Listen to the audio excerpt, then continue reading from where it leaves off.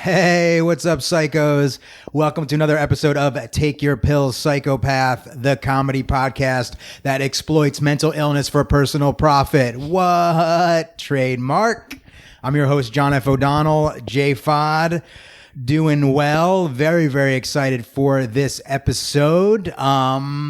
Because I get to hang out with a dear friend. I will tell you who it is in a moment. But first, I want to just check in, let you guys know that I'm doing all right with my mental health. I have a move coming up pretty soon. I am moving. I've been subletting a place for a couple months in Brooklyn, but now I have to move. So that is definitely stressful.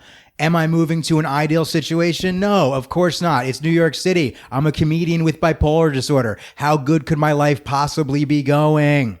I'm moving to a place with, let's see here. It's a little room, but it's cheap, which is cool. And I shouldn't be complaining because it's super hard to find places in New York right now. But I got a small room that's cheap with 3 other people. And what's that? No common space. Okay. Only in New York City would that be acceptable. There is a kitchen. There is a bathroom, but there is no living room. So I'm going to be spending a lot of time in my little room doing podcasts like a crazy person. But you guys make it all worth it because you're here. You're supporting me. A little bit of housekeeping up front. You can now get a bonus episode of Take Your Pills, Psychopath every week if you subscribe to the Patreon. That's patreon.com/JFOD. So do that. Get behind that paywall, friends. And if you haven't yet, join my newsletter at jfodnews.com. It's the best way to keep in touch with me. And it always gives me a nice little dopamine hit when somebody joins that. But without further ado, I'm so excited to introduce my guest, my dear friend, the one and only Andrea Allan. Hey, Andrea. Hey, what's up, psychopaths? Thanks for having me back. Yeah, for sure. I'm so psyched. I'm so appreciative to have you on.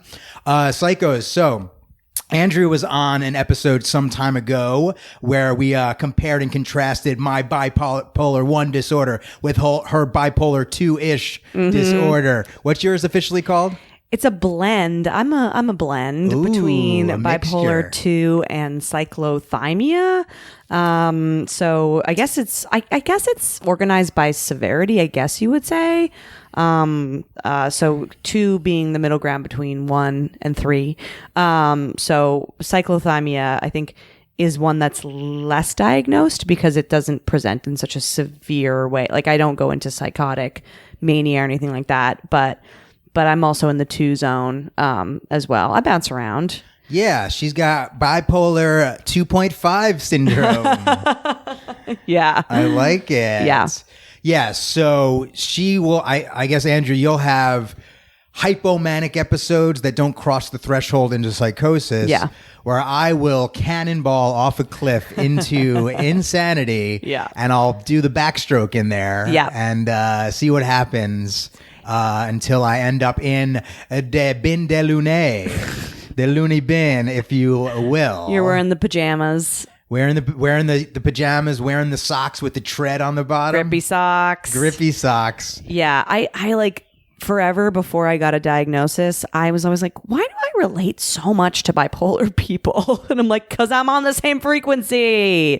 Yeah, and for you getting your diagnosis, I believe it was actually a relief. Yeah, it was.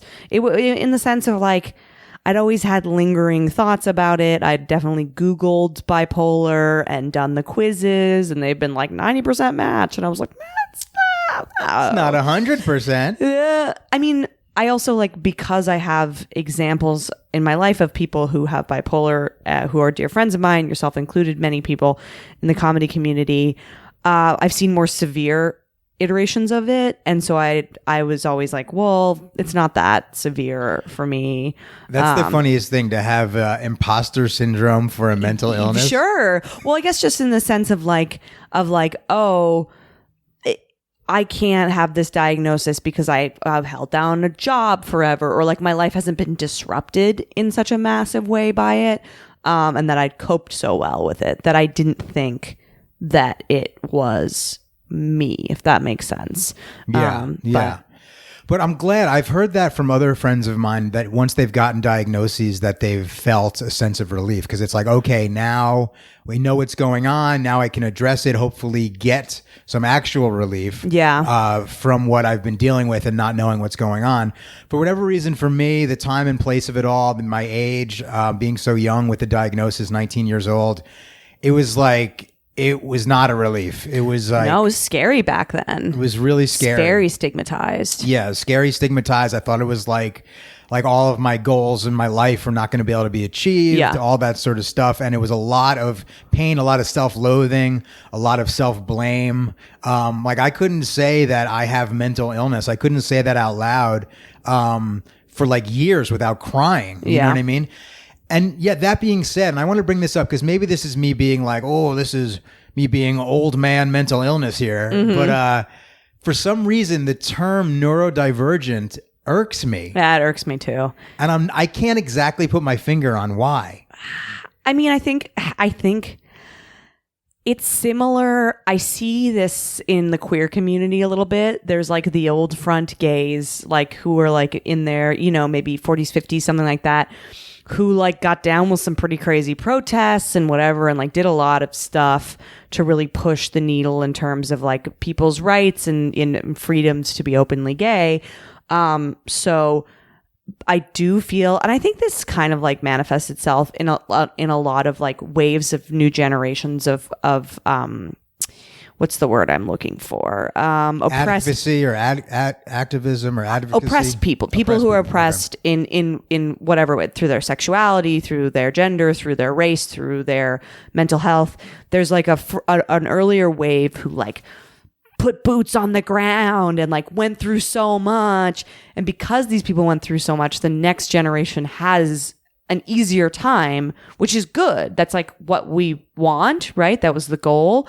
But I think that we see people now that are like very casual about their mental illness and can speak so freely about it. And there is kind of this whole like, okay, but you didn't have to fucking like toil and deal with the real stigma and like, and there's also like, there is an element which is a tough thing to talk about, but it's become this like shiny thing to have mental illness or to speak about mental illness.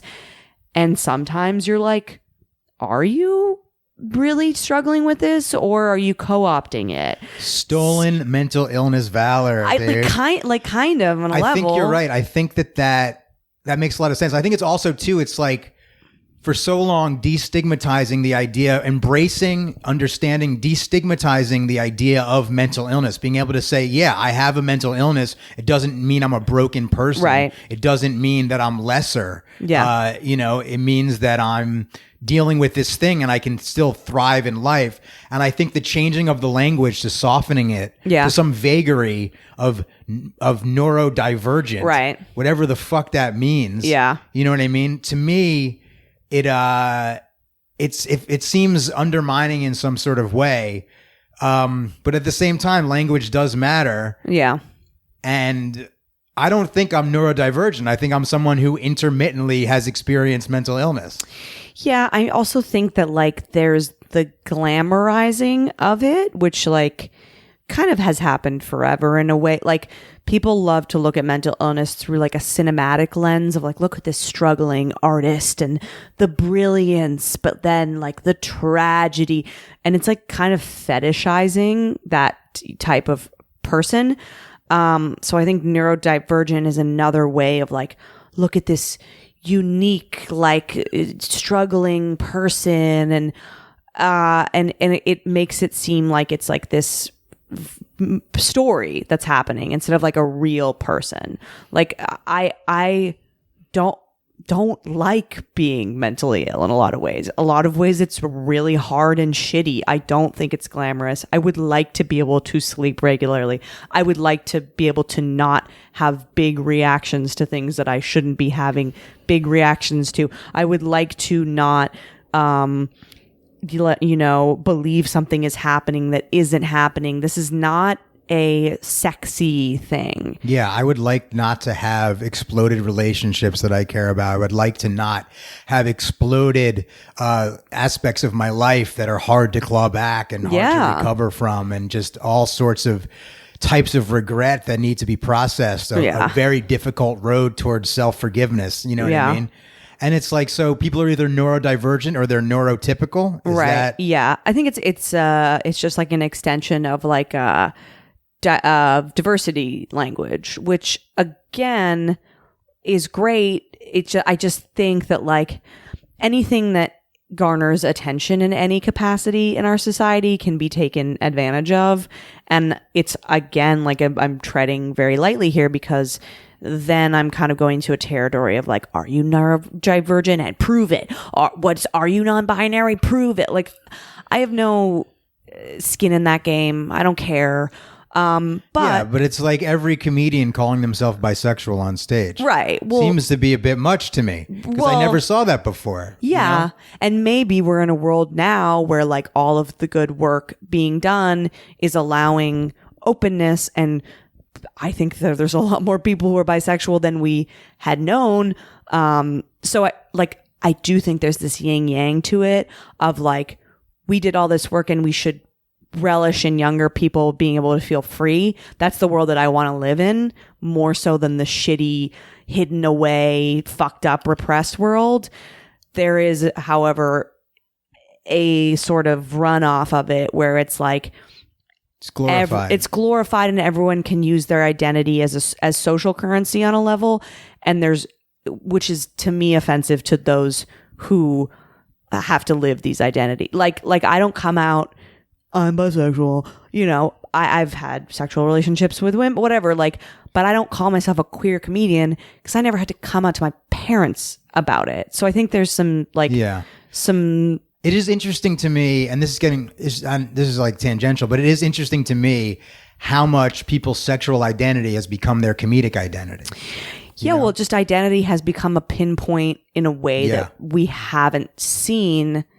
And it's interesting because I feel like maybe it's like a dam opening where all these identities were not being validated. So now they feel this like great rush of acceptance, and that's really cool. Yeah. But also at the same time, I think you should be funny in addition to have an interesting identity, instead of you have an interesting identity and that's why I should pay attention to you.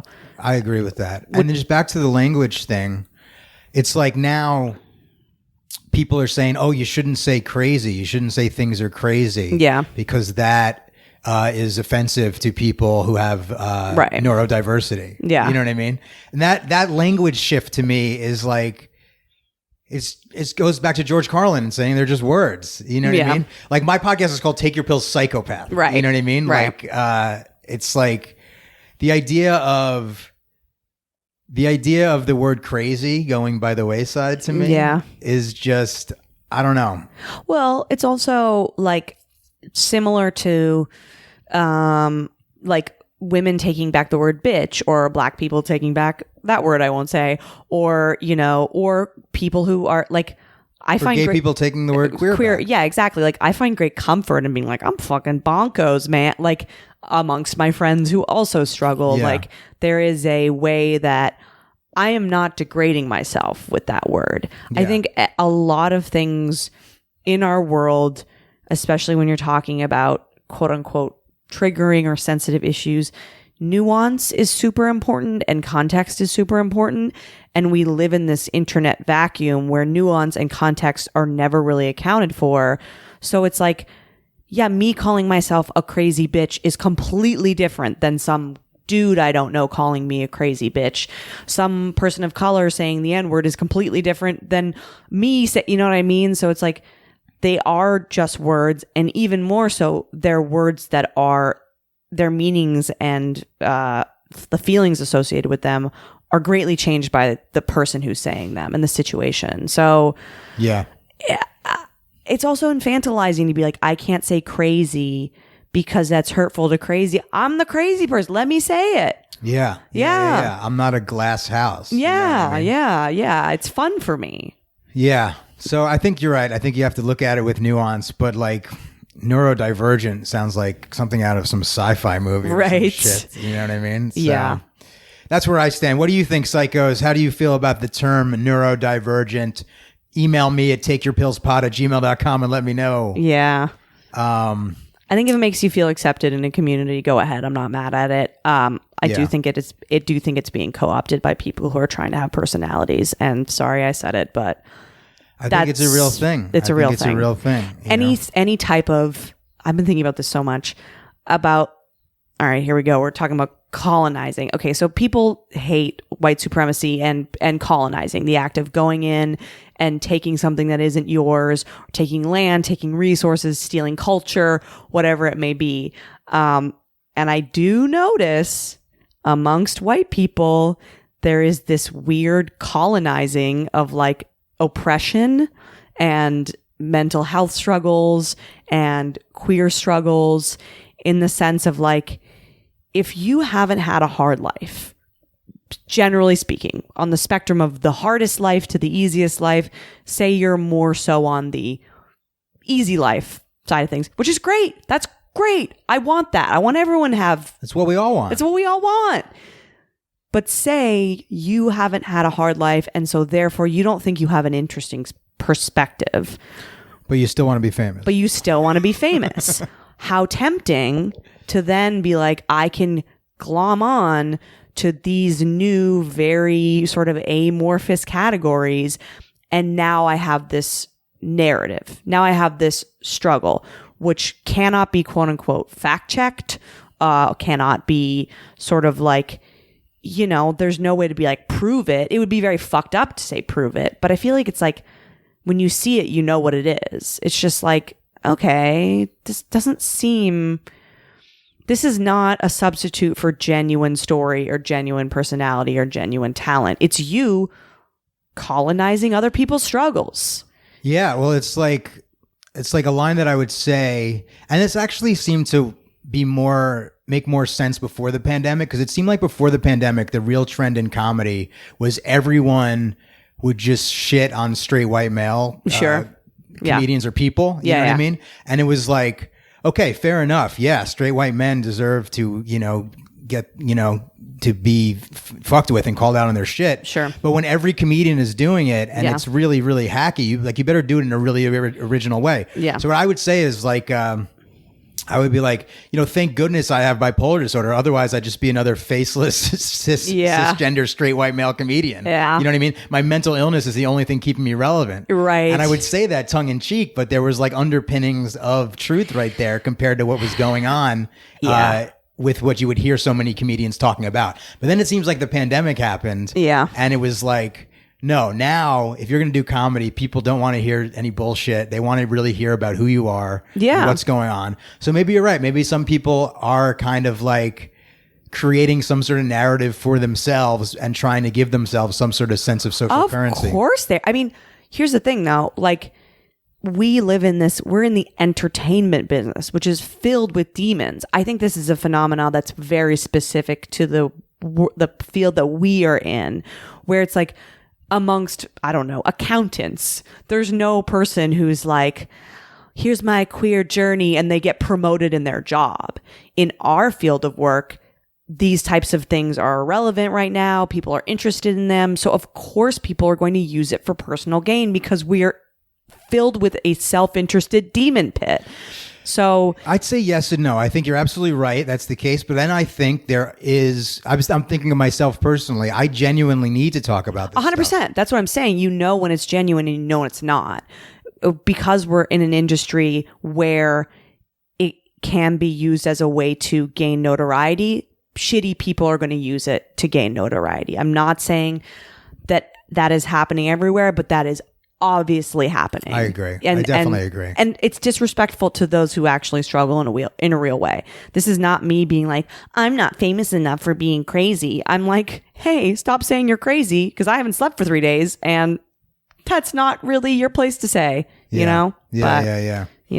Or it's like, figure out, I guess there is something too. There's different preferences for comedy. And I guess for me, it's like, the comedians I like have been bashed up by life, at least to a certain extent. For sure. Yeah. And they've had to push through and figure out how to be funny about that stuff. And it's very real. Genuine perspective. Yeah. And it really, that's what makes me laugh. Yeah, me too. I think genuineness makes me laugh, and genuineness is quite rare. And so it's not just these people trying to pretend that they're struggling this way and they're not, or whatever.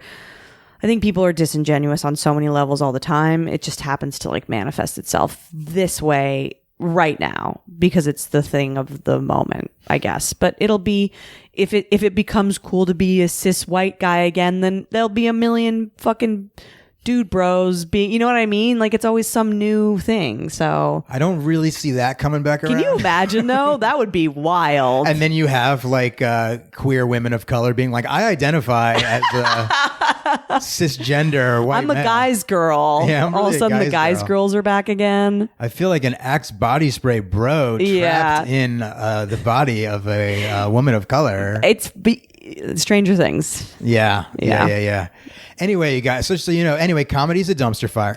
It is. Again, like, I can't stress enough that I'm not being shitty towards people's struggles. I'm being shitty towards those co-opting other struggles, because I think that's actually a really disgusing thing. It's a disgusting thing, and it is happening in the entertainment industry and in the comedy community for sure. Yeah. And it's weird. So that being said, how's your mental health been, lady? I mean, good and bad. Let me set the stage a little. Yeah, sure. Okay, so Andrea, wonderful person, dear friend, has been there for me in some very important ways. And she had sort of growing up, if it's not fair, you say, did not have the best attachment figures. Oh, no. Yeah. Narcissistic father, mother who was sort of enabling that narcissism. There was a lot of infidelity and lying and manipulation, some pretty bonkos, like health related stuff. I think a lot of like my attachment issues also were like, both my parents were almost dead at certain, like, that's a hyperbolic, but had life threatening illnesses. So beyond being emotionally unavailable, also the threat of them dying definitely created this like very severe attachment issue, abandonment issue, because I wasn't really being like cared for in a lot of ways because of their illnesses, you know, which is not necessarily their fault. So oftentimes when people have unreliable attachments to caregivers when they're young, it makes it hard to be in an intimate relationship with someone. Oh, brother. Damn near impossible. Yeah. So to Andrea's credit, she has really put in the work. Thanks, man. And is doing well and has a great partner right now. Yeah. Can you talk about, if you don't mind, opening up to the psychos and talking about what that's like, what some of the major struggles are, and how that process has been for you? Yeah. I mean, so before my current partner, I had one partner before this that I would say was a good partner. And that was the first partnership I had where the person didn't treat me like shit. Like, that was the first relationship where I had where someone actually cared about me and showed it.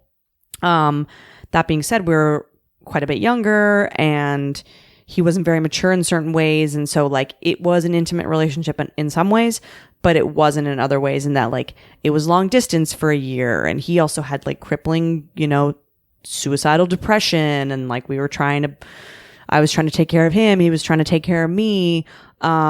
So in many ways it was super intimate, and in many ways it was like two young people kind of fooling themselves or like not able to really give and be partners in the way that like real partners are. I can say I've never done what I'm doing now, which is like, this is my person, which is scary, very scary. And like, I've looked, it's interesting because like you talk about getting a diagnosis and it's a relief. It's also like really, for months after getting my diagnosis, I did a real rewind over all of my relationships and was like, oh, you are not intimate with people. You've been avoiding being intimate with people. One, because you're terrified of what they're capable of. 2, because you are hiding a major part of yourself. Like having this sort of, crazy thing within you is a really scary thing to show to a person. Like my ex before my current boyfriend, he was the first person I would like call in the middle of the night and be crying because I like couldn't sleep, or I was like terrified or something, or I was so depressed that I like didn't know how to handle it. Like that's a really hard thing to show to a person. You are afraid people are going to go away if they see that. And so I had kind of like sutured off certain parts of myself, and I would only get in relationships with people who were as unstable as me, because then like this isn't quote unquote real and it's going to like blow up anyways because they're crazy and I'm crazy, or it's casual. So I'm not actually asking for real intimacy because I didn't want to do real intimacy because I didn't want to show that part of myself. Because it's very painful to be rejected because of that. And also I have severe abandonment issues, like severe abandonment issues. Number one, the idea of like someone abandoning, because I don't have a very stable sense of self. And so I can't really like show someone that self because I'm not really sure of it sometimes. It's hard for me to, this is a weird thing, and I don't know if anyone relates to this, but it's hard to think of someone loving me because I don't really have a great grasp of who I am all the time. So when like someone does something to show that they love me, or like I move the needle with another person, I'm shocked by it. Like someone will be like, oh, that upset me. And I'm like, but I don't matter. So why would that upset you? Because I don't like matter, or I'm not really like a real fully formed thing. Like I kind of just had this bouncing around people and not really connecting in a way to avoid showing, because I didn't really have a full stable sense of like what I was even showing people. I don't know if that's interesting. Makes sense. So it's like your lack of a sense of self and identity equates to some sort of low self-esteem or lack of self-worth. Complete lack of self-worth, to the point of like not even really being able to codify my own existence sometimes. So then like there's this other Andrea who gets in relationships who is like fun and doesn't give a fuck and sexually promiscuous, which is also part of bipolar, whatever. Yeah. But is very walled off, and like that you can interact with that character, and that character is a safe place to interact. But I will never assert my needs. I will never ask for anything. I will never tell you how I really feel about anything, really. Like you're sort of having a relationship with a persona, and that's as far as it's ever going to get. Because if I show you the real shit, then you're probably going to leave.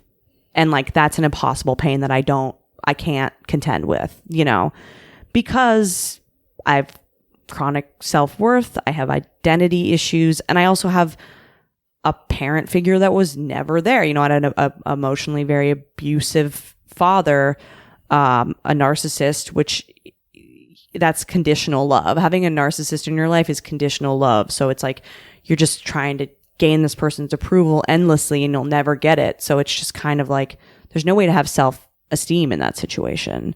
It's just like a tap dancing constantly, hustling to have any sort of worth or value or whatever. So, and on top of that, my dad cheated on my mom, like endlessly. He had multiple different relationships. He was living all these secret lives.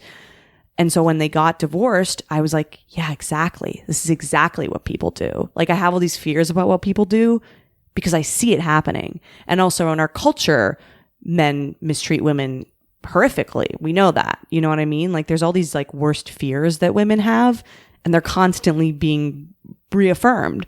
So why would I run into a burning building? You know what I mean? Like I know I have no skills to deal with it.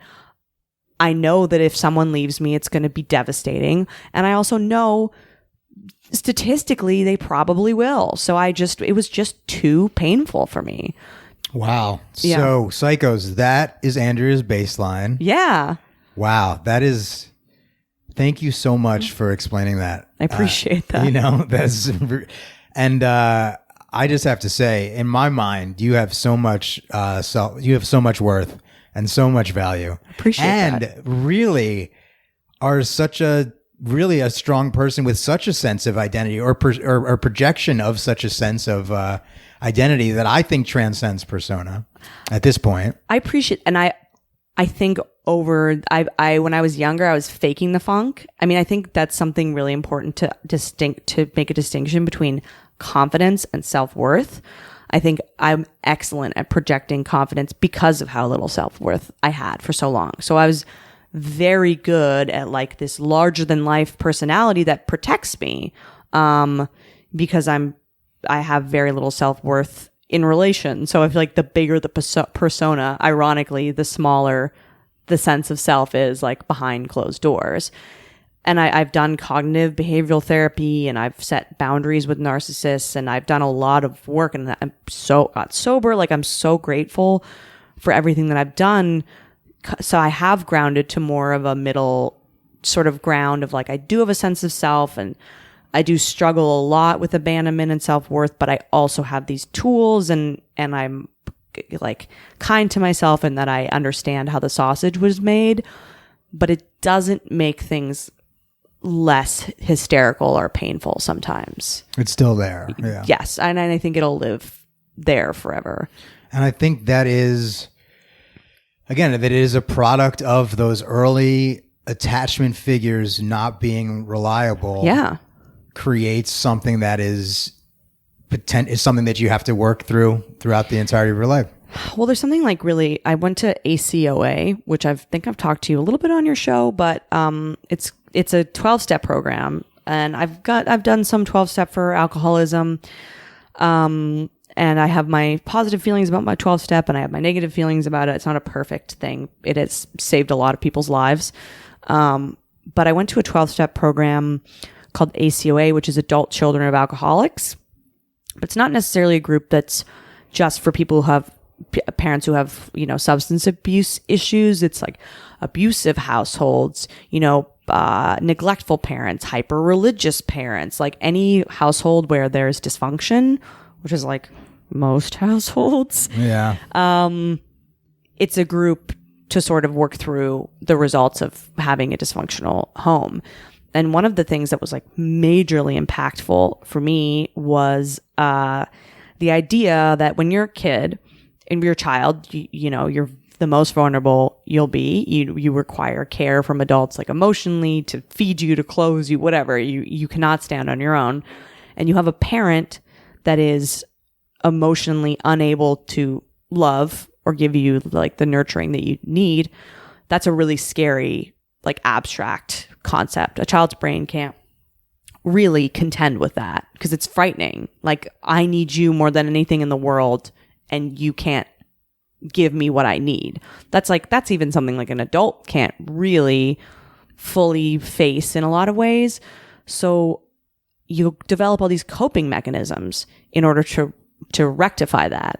So a lot of the times you'll go like, it's not that my parent doesn't love me. It's that I can do X, Y, Z, and then they'll be better to love me, or I'll do this, or I'll be really good in school, or, like if my mom is drunk, I'll go get her, water, or you figure out all these ways to like sort of triangulate around a person who's not well, to make yourself feel safe.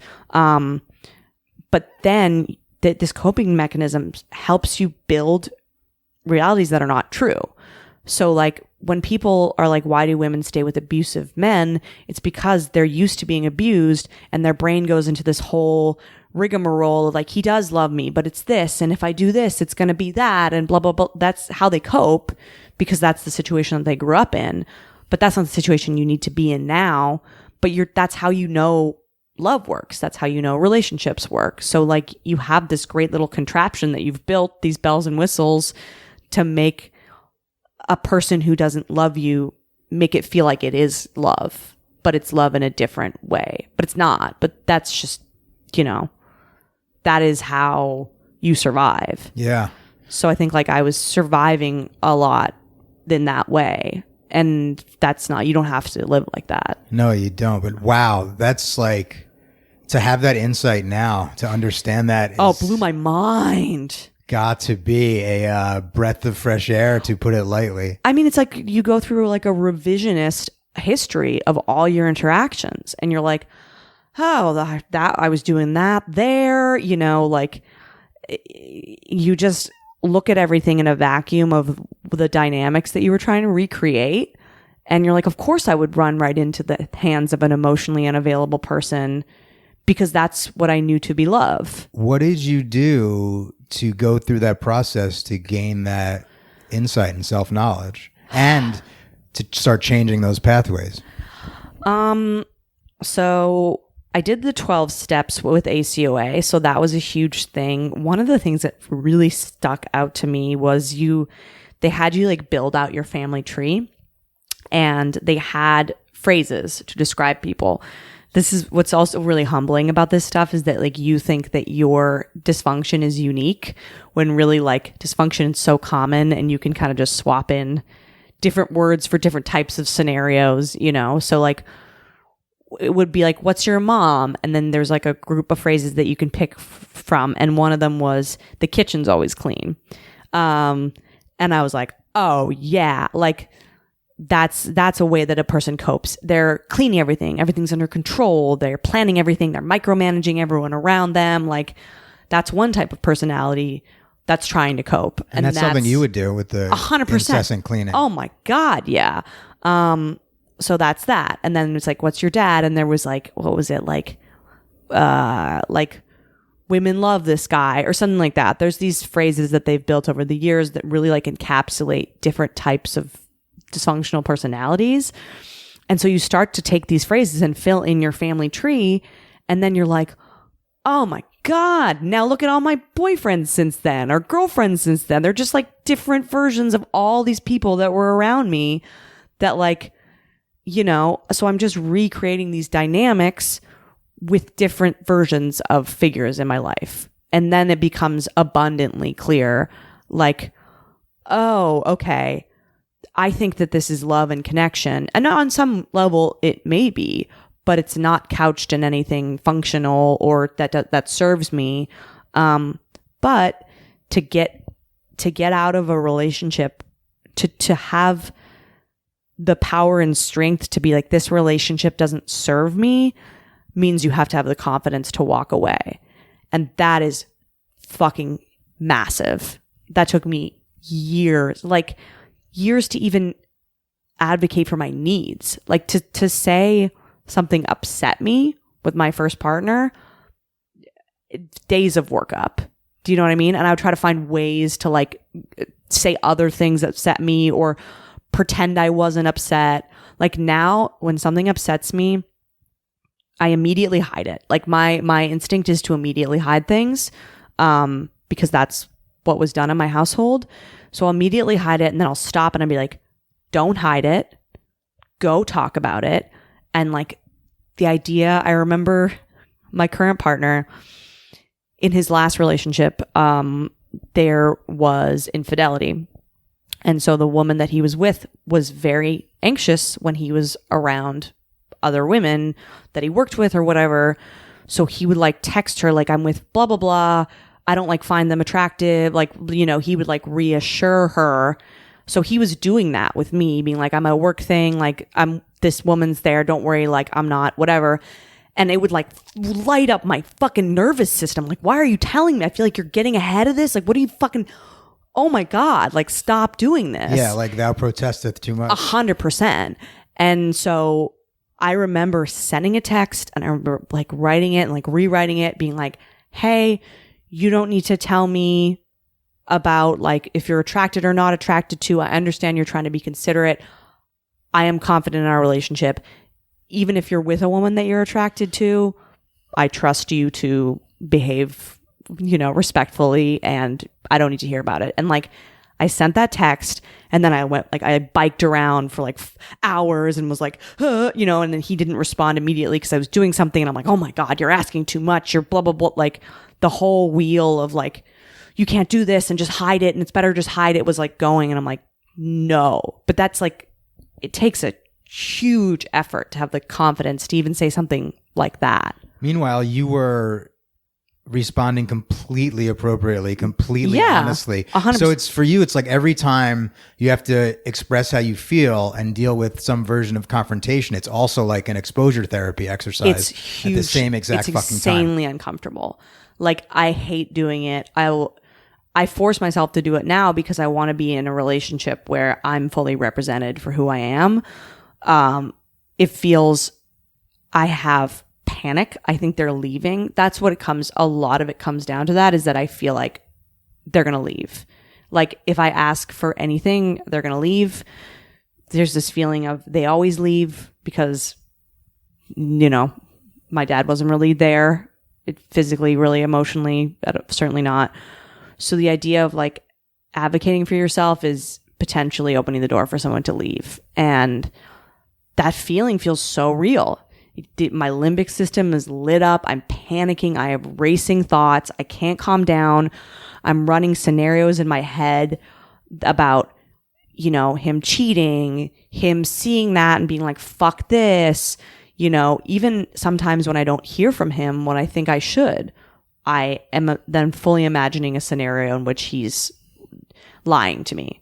Like, specifically when we started dating, me and my current partner, I would be laying in bed next to him and he would be cuddling me and I would be daydreaming, or I would have nightmares that he was cheating on me. While I was sitting with him, I would think that he was like lying about being attracted to me.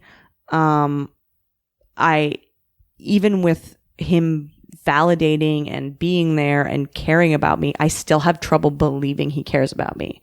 Even though he shows me in every way, I still think that the other shoe is going to drop. And it sometimes it gets so bad that I want to break up with him, especially early on. I would comfort myself with the idea of like, you can just break up with him. You'll just break up with him. And it's not about him. It's about like not wanting to be in this constant state of panic, this constant state of exposure, this constant, possible abandonment. And the more serious the relationship becomes, the more severe the abandonment would be.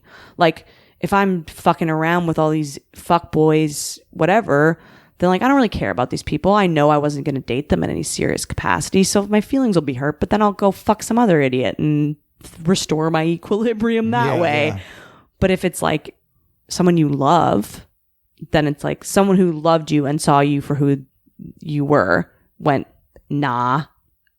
Yeah. Sucks. So this is still a struggle. It's gotten a lot better recently, but it was so fucked up for maybe 6 months. It was so fucked up. I mean, I know we would talk about the relationship. We would talk on the phone about the relationship as it was progressing. Yeah. And I would just constantly tell you how proud I am of you. Thank you. For the progress that you're making, and just realizing that you deserve something like this. You absolutely do. I appreciate that. I mean, I think that is a big part of it for me, is like, why get better if I can't then live a full life? You know what I mean? This is like, there's no way I would have been able to try to be in a good relationship, which again, also this relationship could fail and that's okay. But I have worked so much on myself and tried to build up my self-esteem and have this whole toolkit. And, I take bipolar medicine now and I'm acutely aware of my bipolar disorder and how that relates to everyone. You know what I mean? Like, I've built up all these things. I would like to be able to share a life with a person. And I don't think I could have done that in any functional or healthy way had I not laid all this groundwork. But it's infuriating that I'll like, when I see people who are like very carefree and have like secure attachment styles, I'm like, God damn it. That seems so nice. Yeah. You're not up all night fucking having flashbacks of all the worst feelings you ever had, or you're not creating scenarios in your brain where your partner's laughing and humiliating you. Like, yeah. It sounds really draining. It's tiring. Yeah. Really exhausting. Yeah. Can you talk about your toolbox and what's in it? Sure. Okay. So, I mean, this actually, Lizzie Cassidy, past guest of your show. Psychos. Lizzie was just on talking about addiction, and we compared and contrasted times in the psych ward. Yeah. Check out that episode. Lizzie's very funny and a great friend of mine. And I think it's worth saying, like, I may have a difference. I have my own set of circumstances for what makes me who I am. But I think that this is also a woman thing. I think women are kind of viewed as our value is to be attached to a man. And so I think in a society where that's supposed to be like your core value, that builds a situation where so much emotional energy is being put on being able to do that. So I understand this is maybe more severe for me.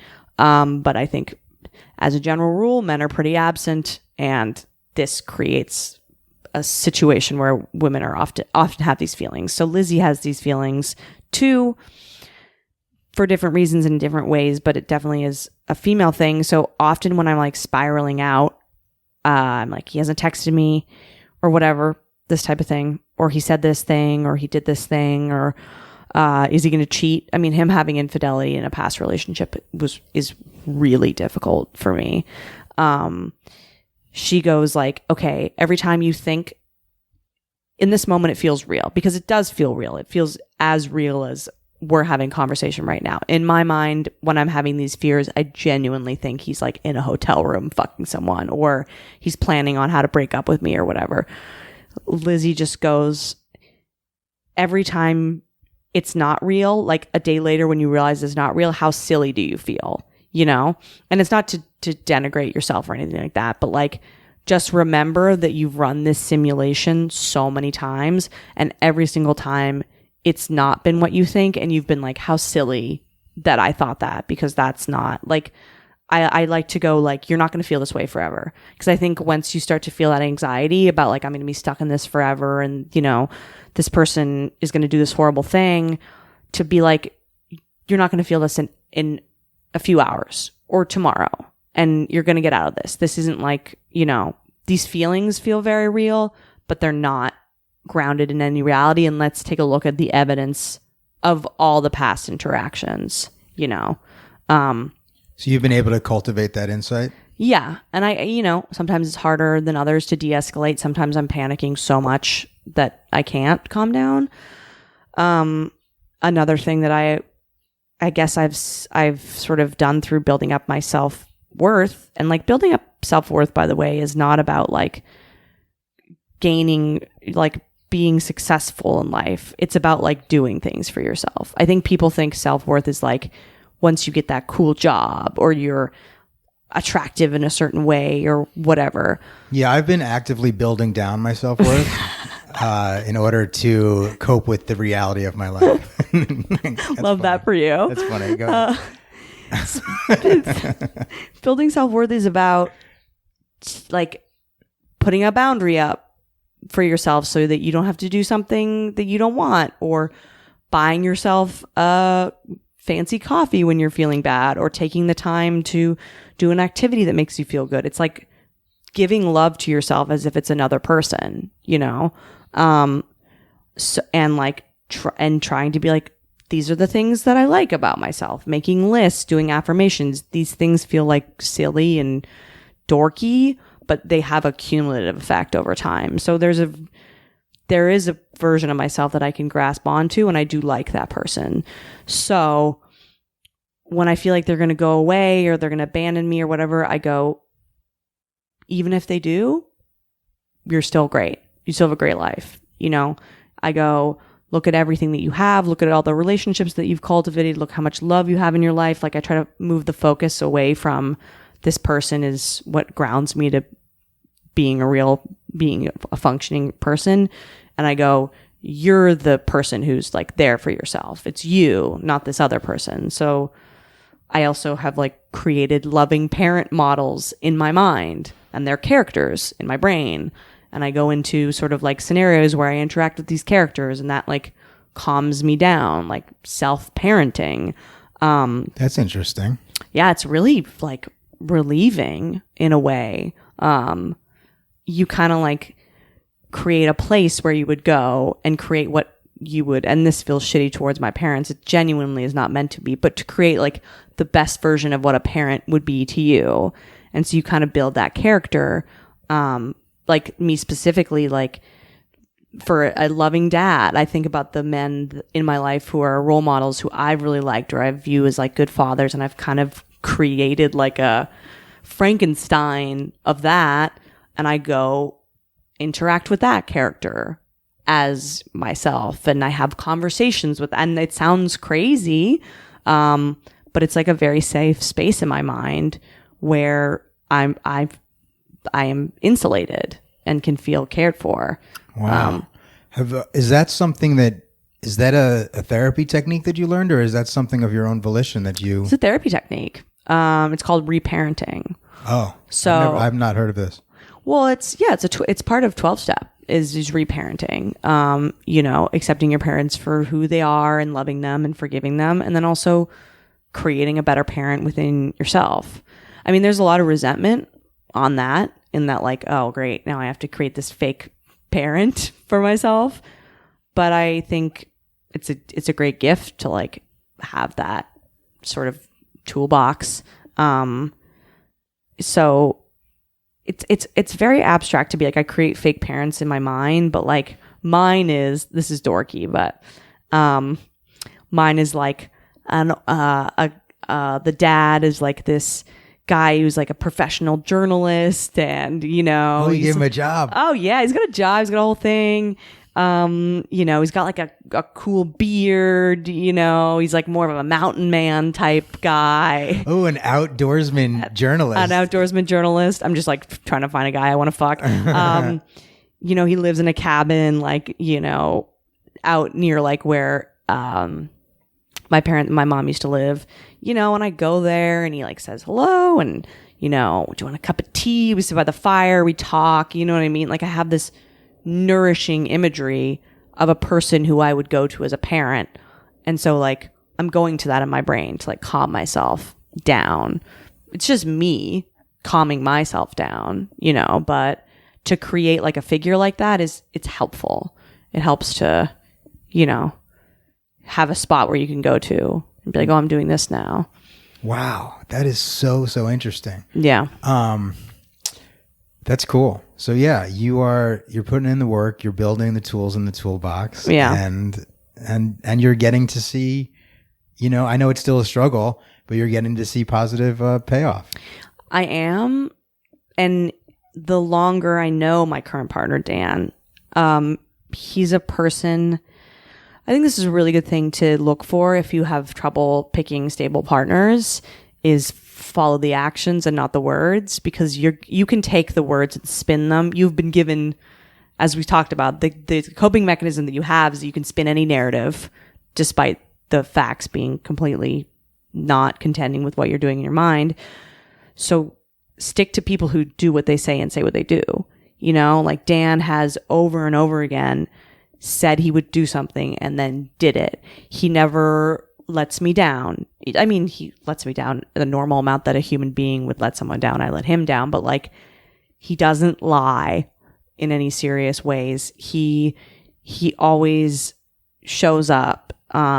He listens. He's really listening, and another slow burn of our relationship has been me going and spending time with him when I'm not feeling mentally well. I mean, I wonder, like, I'm sure that's something that you've had in your relationships where it's like, if I'm having it's more so when I'm feeling depressive, I really don't want to be around someone. It's so hard to be around people. I feel embarrassed by it. I feel shame. I just feel like such a husk or shell of myself. Yeah. I feel like my personality is just totally flat. Yeah. And I feel almost like a lack of ability to speak in any sort of eloquent fashion. Yeah. I don't want to be around anybody. I don't want to be around anybody. I also get, and I don't know if this is the case with you, I have outbursts of like anger. And I have really bad thoughts about people that are not based in, this also happens when I'm tired. Whenever I'm tired, this is just, I don't know if people have bipolar or insomnia or whatever it may be, I have a just mantra because I know the whole day I'm going to have like really bad, mean, awful thoughts. I just go like, it's a tired day. No thought during the tired day is going to be rational. So like pay no mind to it, you know, like I'll have like, he'll do something that like might annoy me, and then I'll think something really nasty about him that I don't even think really, but I'll just be like, this is a tired thought. This is not a real thought. But that's the thing. I don't want to freak out in front of him. I don't want to say something shitty. I don't want to fly off the handle at him, which I have a few times. But that's part of who I am. So I have to like slowly expose him to these less than ideal versions of myself. But what's wonderful about him is that he's very even keel as a person, and he's very like not scared. That's a huge thing for me. And I imagine it might be something for you, whereas like I was having a really hard time and he said something that triggered me. And I got really scared, feeling unsafe, feeling like I didn't know who this person was. And so I started crying, and I'm like, I'm really scared right now. I feel like I don't like feel comfortable in my surroundings. I'm panicking, and I'm like crying in his bed. That's like so humiliating to me to have to do that in front of someone else. But he just like held me, listened to me, went and like made me dinner. And afterwards I'm like, did that like scare you? And he was like, no. He's like, you told me you were scared. You had to like cry. I understand that you're dealing with something, and you know, I'm not frightened by that. Yeah. So you're pushing yourself to be around him when you're not at your best in your perspective. Yeah. I'll tell you something that of you bringing this up and dynamics of relationship and being around people at your best and stuff like that. It's made me think of something that I don't think I've addressed a lot, that I think is actually hard to talk about, is that like, I don't talk publicly much about, or at all really, about my last major relationship, in part because I was asked not to. So I'm not going to talk about it in any specific way. But what I will say is I think I am traumatized by how much I hurt somebody that I cared about so much. Yeah. To the point where it's like, now if in the periphery, if someone's into me or something like that, maybe I'll sort of like half-ass kind of pursue it. But I'm not putting a lot of energy towards meeting somebody because of like a fear of hurting somebody else. Well, and that makes me feel sad, to be honest. Yeah, absolutely. It's a really huge barrier to getting close to people. And that's another thing that I feel is that I don't get to have love and connection in life. You know what I mean? Or I have this big monster I have to traverse around in order to... like I don't deserve that. I know how kind I am to people. Of course. You know? Like, so that makes me sad that, you know, that this illness that I've had to deal with has left that sort of fallout. Yeah. And I am sorry that you went through that. And I can't say I don't have similar feelings about the implication of becoming truly intimate with a person. That's a huge part of it, is causing pain or having them see me as I really am, which is not something I'm super entirely comfortable with. And I'm doing it on like micro levels right now, you know? But every time I have like an outburst or whatever, I'm like embarrassed right away afterwards. I think he's going to leave, you know? I also don't feel like I can, if we have a fight, I worry that I can't like advocate for reality because I have a mood disorder. So sometimes my moods are not grounded in what's happening. I mean, something that's nice, he did have a bipolar partner before. So he's very good at like traversing with these types of situations. he will, and not in a shitty way. Sometimes I'll have a legitimate gripe with him and I will be in the right. I'm not saying I'm constantly in the wrong. I'm not. I also take my meds and go to therapy and try to do all the work on my end to try to make sure that I'm a good partner, but I'm not a perfect person. And this is part of who I am. But sometimes I will fly up the handle at him. That's like too big of a word, but whatever we'll use. Sometimes I'll get irritated about something and he'll go like, I don't think that's fair. Like, this is XYZ. And then immediately I'll go, okay. And then I'll be able to like, kind of sit with it a little bit and then see his perspective. And so I am able to go like, this is a fight, or I'm irritated for this reason. And maybe he can ground me a little bit and I can admit that maybe I'm having a bigger reaction without judgment, So that's nice. It's nice that he like has the confidence to like, call me my shit is too severe of a word, but like work through a feeling with me. But then also there are times when I'm totally fucking in the right and he will admit that too. So like, that's a nice thing of a partner, to be able to traverse these things with me and sometimes be like, hey, I don't think that's accurate. Yeah. Or also, hey, that is accurate and I'm sorry, So he's really wonderful in that way. That's cool. And it's very, I mean, everybody deserves it. Everybody deserves, well, maybe not everybody. Yeah.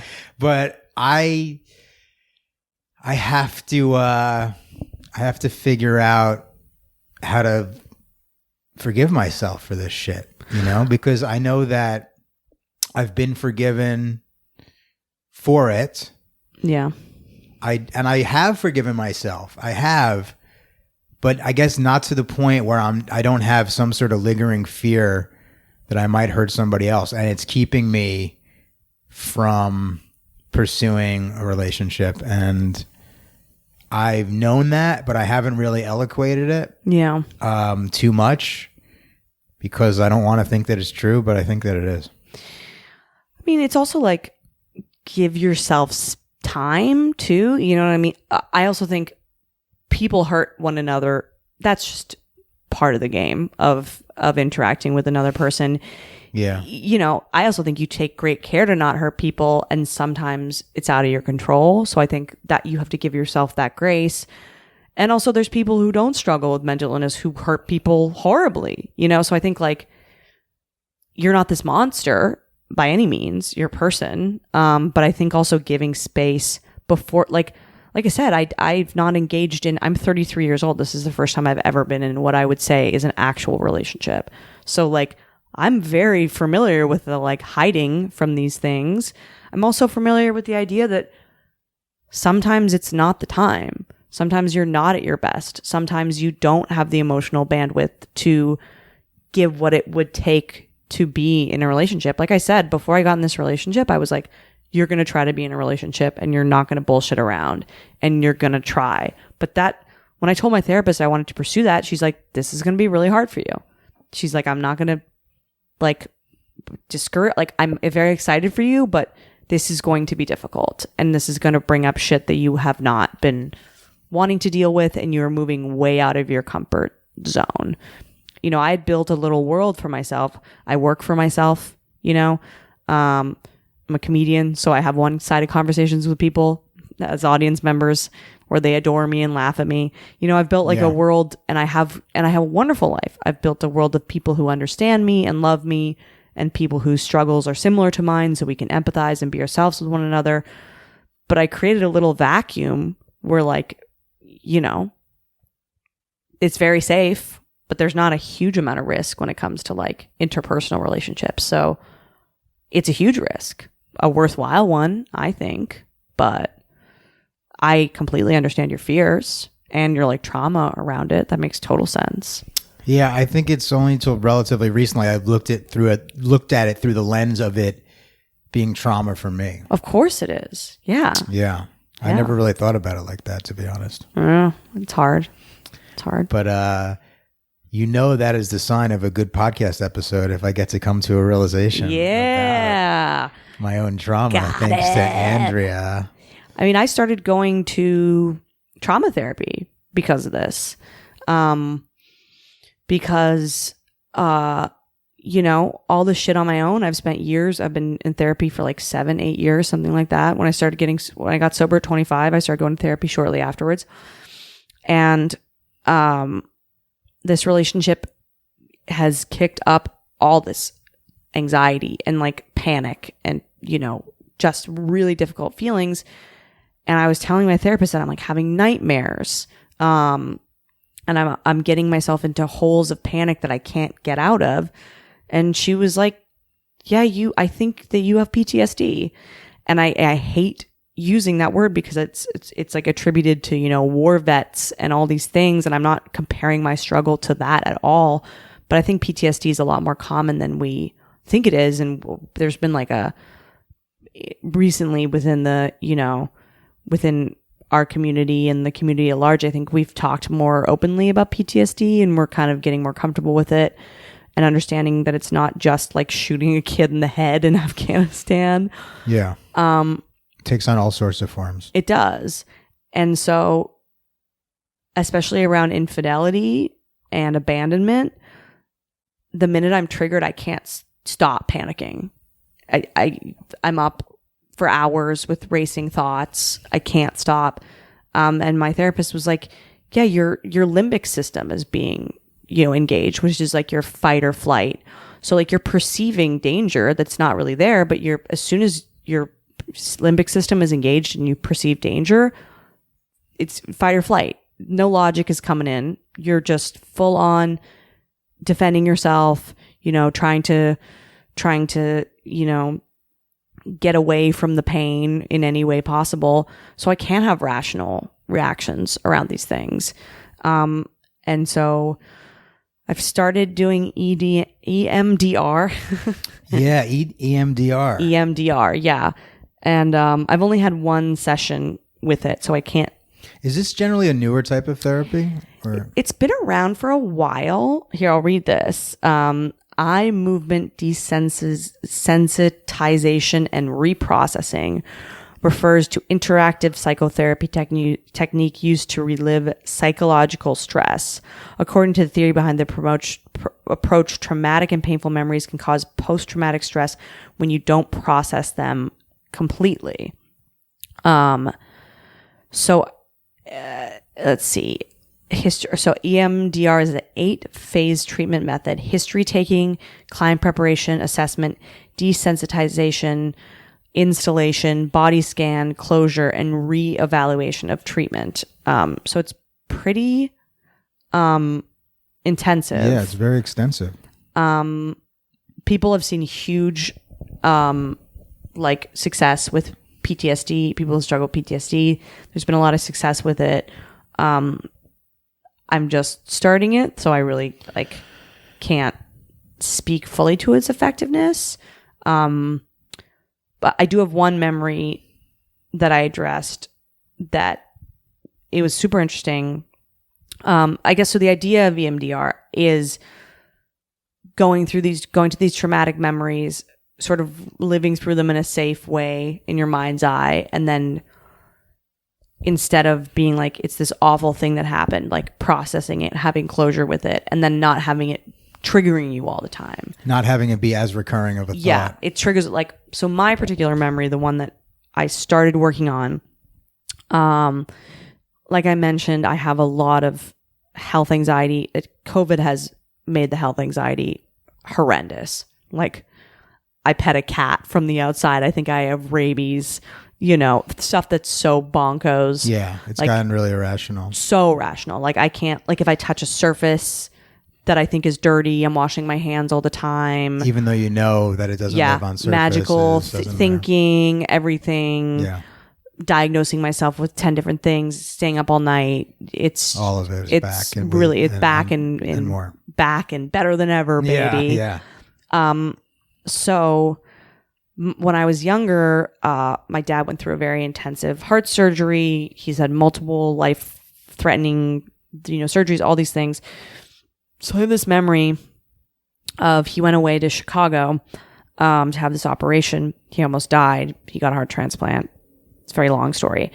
But I was away from my family. I was flown down there as an emergency thing, and then I was flown back to Vancouver, where I'm from, to wait for my parents to come home after he recovered. So I have this very poignant memory of like he was flown on like a meta jet or whatever back to Vancouver with my mom.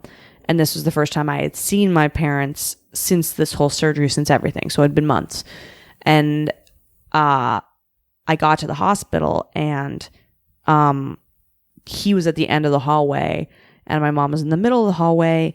And I remember going to see my mom and her seeming like really sad, and the hospitals suck.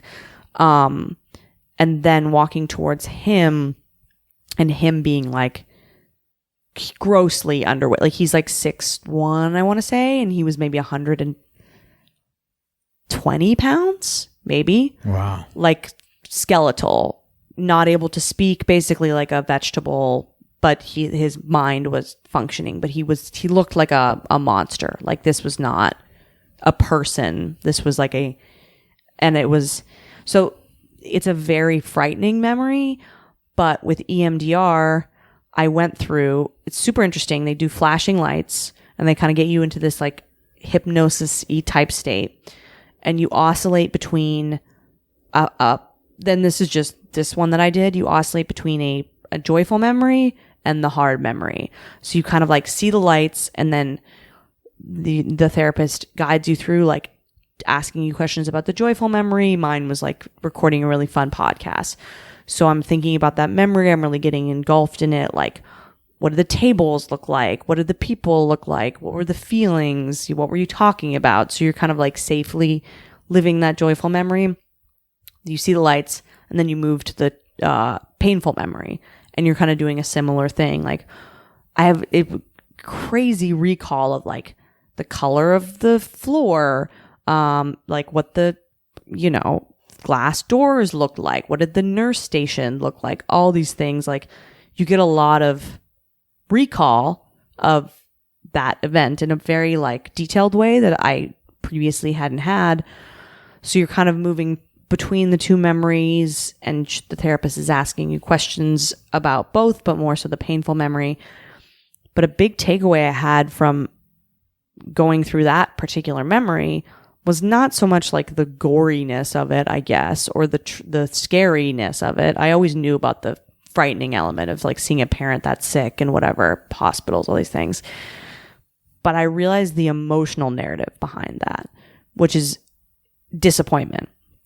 So like when I was a kid, my dad was always sick. My parents were always sick. I was always like the person with the sick family, and everyone looked at you and was sad for you, There was like this otherness of it, and this sort of like, when is this not going to be life? When you're in hospitals all the time, it's just like you're going back to the hospital and they're getting tests again. And like, especially when there's no clear end in sight and the person is just sick all the time, like just permeates everything.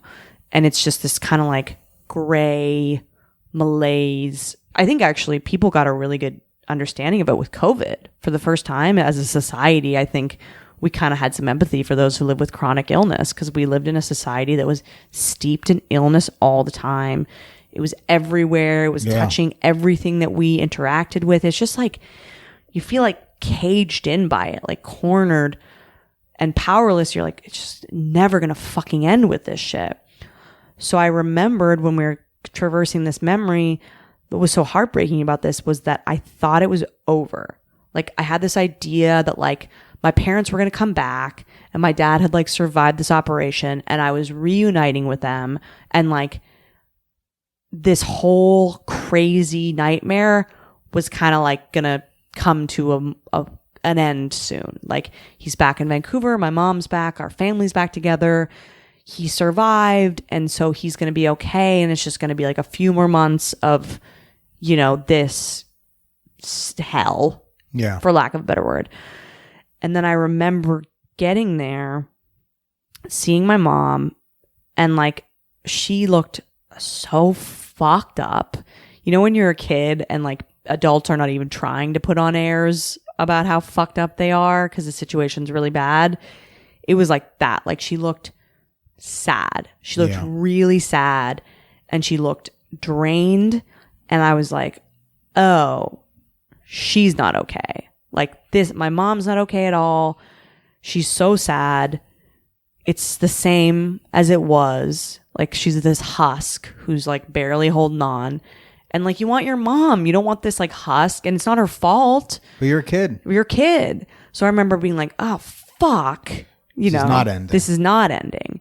And then, you know, all the smells of the hospital and the way it is and the gross floor and the food and just like it was this sadness of like, oh, I'm stuck here. We're not leaving here. We're not even close to leaving here.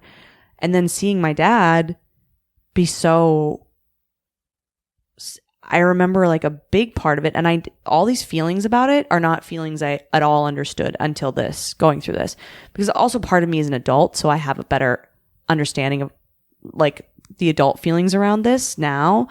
But I also remember like seeing his eyes, because he's all fucked up, you know, so thin, can't walk or talk on his own, can't swallow on his own. He had a tube that would like suck up his spit because he wasn't able to swallow. His muscles weren't developed. So like this is a person who's basically like dead on a level. They're alive, but they're not really living. And I remember looking into his eyes. And that's another thing that I did not realize about this memory, is that I looked into his eyes and that was still that person, right? Like I see the eyes are the last thing where like that's a recognizable person to you. And I remember being like, how awful to be him, because that's him, right? In there, but he's in this body. So he's trapped too. And it was like to see a parent, to look into his eyes and to know, to make this like connection with him, this unspoken connection of like, here we are, and this is this, and you're alive, but like, this is fucked up. Like my child brain was like, oh, he's trapped. He's trapped. Like that's your father, but it's not really, it's this monster. And you're only able to access him through this point, and like seeing the eyes and having like an understanding between the two of us to the severity of what was going on was even more claustrophobic. Like the whole situation was just like panic, you know? And that is traumatizing. I thought it was going to be over, and I'm like, oh, this isn't over at all. This isn't even close to over. Like you're trapped. He's trapped. She's trapped. No one's helping us. No one's coming to help. You know what I mean? Yeah. Like it was this memory previously was a lot of the way I thought about it was, yeah, you saw a really fucked up thing, which is true. But you just saw it was like, oh yeah, that was fucked up. It was fucked up. But I was like, oh no. There's an emotional narrative here that I was not able to access whatsoever. And it is a version of abandonment because I don't have parents again. You know what I mean? Like they're there, but they're barely there. They're barely holding on. Like him, quite literally. Her, I think she was actually, I used to think seeing him was the worst part of that memory. It wasn't. It was seeing her, because I was like, oh, I have my mom back, because forever he was always sick and unavailable and whatever. So I was very close with my mom, and I was like, oh, she's back. At least I have another partner in this scenario, or someone to take care of me. A caregiver. But she was just a husk of a human being, because of course she was, you know, but it was like, oh my God, yeah, oh, fuck. That's a lot. She couldn't, you know, she couldn't even hide it. And like, how would she hide it? You know, it's, I don't fault her for that, but. So associating that incredibly painful, fucked up memory with then oscillating between that and a joyful memory of podcasting and using the light therapy has helped you sort of reinterpret and process that experience? Yeah. That's amazing. It's cool because I had no like conclusiveness towards the bad memory. There was only like that's a horrible memory. And my brain used to go to that memory all the time. It would wander to it all the time. It would make me cry. You know, it's like haunted me. It's, you know, and also it would pop in out of nowhere. And I'd be like, oh, great. I'm trying to get a coffee. And I'm thinking about my monster dad. You know what I mean? Yeah, It's disrupting. And so I was able to like be like, oh, this is why this is the emotional story behind this. This is why you felt so betrayed and so isolated and so lonely, because you felt this before and then that happened. And I was able to really be like, of course you would feel that way. And you were right to feel that way. And also oscillating to the happy memory it feels like a safer way to sort of jump between the two. And it's kind of nice in the sense of like, it's weird. So we show so much with our bodies emotionally, like, you know, when you're anxious, your throat tightens up, or like your gut gets all fucked up if things are not going well. Your shoulders raise when you're like, there's all these involuntary body movements. That's why the body and the brain are so fucking connected. So I would notice that like when I was talking about the positive memory, I would be very loose, and then the negative memory, the throat, the shoulders, everything would like go up so quickly. Yeah. So I think oscillating between the two, you can't live in the negative memory. It's too much. So I think the positive memory was like a nice break. It was also like a really interesting. You're using your own body as like a weird experiment to be like, look at it having this like involuntary response when you're oscillating between the two. It's just like nuts. And you're becoming conscious of what is usually unconscious. I know. I'm like, look at, oh my God, what's going on with the shoulders? Like it's nuts. So I think being able to process and come to some sort of adult, mature conclusions about things, and having empathy for yourself in that situation and trying to like put it to bed in a sense is helpful, because I think it then helps you stop going into fight or flight mode all the time. Like you have processed the danger. You understand that the danger is real, but also you're not in danger anymore. Like, I think I feel as if I'm always in danger in some way, and I'm not all the time. And so to go through the dangerous situation and understand the nature of it and why you felt that way, and that, you know, forgive yourself and understand what you were feeling at that time, and then to put it to rest is nice. It's huge. I mean, if you're just processing it, or quote unquote processing it through the fight or flight lens, you're not really processing in any way. So it's going to keep coming back. It's going to be this unwanted recurring thought. It's like hell. Then it's the judgment that you put on that thought, which doesn't help anything, because then you're fueling the fire. You're not giving yourself enough compassion or self-care to acknowledge that, the specifics of this are unique to me, but the phenomenon is not. It's not. It's very relieving to be like, oh, I have no choice in this, that I'm running on this wheel, because of course I would be, you know? Yeah. And that's really like just very calming to be like, okay, you're not weak because you keep having anxiety attacks about these things that aren't, you know, do you think your boyfriend is cheating on you because he didn't text you back for 3 hours? You know what I mean? It's not that it's because you're emotionally weak, is that your fucking nervous system is lighting up. And once that shit starts going, very hard to de-escalate, you know? Yeah, no amount of quote unquote strength is going it's not about to overcome that. It's not about that. So like, I'm a very pragmatic person in a lot of ways. And so like, I very much like the idea of pragmatism and mental health and tools and these things. I mean, that's the whole point, is to give us health, you know? So it's like physical therapy. It's like, let's exercise the muscle in a different way. Let's create, I mean, the idea behind it is that you're creating new neural pathways. And again, I'm not a neurologist. I'm not a doctor. Literally just started this.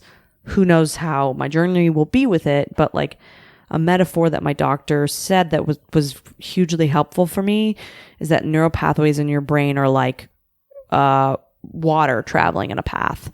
So like the more water travels down the same path over and over again, the more it becomes like a ravine or a crevice or whatever, the more deeply entrenched it becomes. So if you keep following the same, going into fight or flight and having the same, neurological reaction, you're just deepening, you're like digging your heels into that reaction. So trying to reprocess is literally trying to like rewire the pathway so that you don't fall back into that same thing. I mean, it's fascinating to me. It is fascinating. And it sounds worthwhile. Yeah. And it just it seems like a more involved version of mindfulness. Yeah, it is. I mean, the brain's fucking nuts. Yeah. If we can truly like rewire in this way, then that's amazing to me. Like, I want to live in a world that's how this works. So like, I'm going to pursue it. There's a lot of studies that show its success. There's also, skeptics towards it, but I mean, yes, please. Yeah, that sounds Fuck good. Yeah. And I'm so glad we got to talk about that because I didn't know much about it at all. EMDR? EMDR, yeah. Yeah. Yeah, a lot of people who are abuse victims pursue it too, physical, emotional. Yeah, psychos, if you find that interesting, look into EMDR. And I think that was a great explanation of it. And I think that you opening up about so many things. I mean, you guys, there is a podcast episode of Take Your Pill Psychopath where Andrea and I compare and contrast bipolar 1 and bipolar 2, and it is one of the most popular episodes. Oh, really? It really is. Nice. And I suggest that you check it out. But guess what? We got all sorts of different content out of Andrea today. Oh, my mental illness contains multitudes. Oh, it is multifaceted indeed, dude. I hate it. You're doing so good, though. You're doing so good. I'm so fucking proud of you. Thank you. You have a lot of joy in your life, a lot of happiness. You laugh a lot. I appreciate that. You're very talented. As do you, my friend. I know. So what I want to say is there any last thoughts that you'd like to throw out there? And then we can wrap up and we can let people know where they can find you. I mean, you've said a lot. Thank you. I can run my goddamn mouth for hours. It's good podcasting. You give good podcasts, dude. Oh, thank you. I'm glad. Know that you do. This has been a delight. Oh, good. I'm glad. I'm glad you think that. I love talking to you always. So, final thoughts. God. Yeah. I don't know. It's fucking hard out there, really. That's like all I really have to say when it comes down to this stuff is that like, it's really hard. And if you feel like it's hard and you feel defeated and it feels impossible, just know that like everyone feels a version of that. And like having people to talk to is huge. So I think that's a big step, so take that step because you're not by yourself.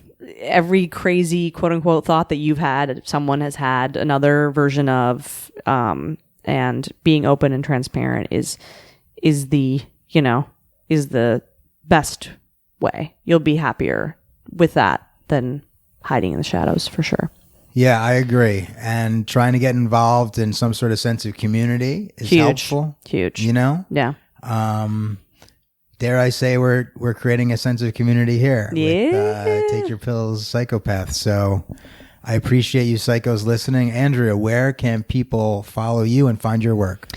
Follow me at Andrea Comedy 69 on Instagram. Ooh la la. Risky sexual behavior, one of the hallmarks of bipolar disorder. So true. Wah, wah, wah, wah, wah. So I post my comedy on there and my thirst traps, my memes. I have fun on there. And then also I have a podcast, which John was just a returning guest on. Great podcast. I don't know if that'll be out yet, but keep your eye on the Hot Mess Comedy Hour. That is my show that I host with Emily Lupin. Just give me a shout out. Cash app me, Andrea Comedy. Give me $20. Why not? Why not? Throw her some cash, y'all. Don't feed your baby. Give me money. Yeah. Baby formula is hard to find anyway. I know. That was dark.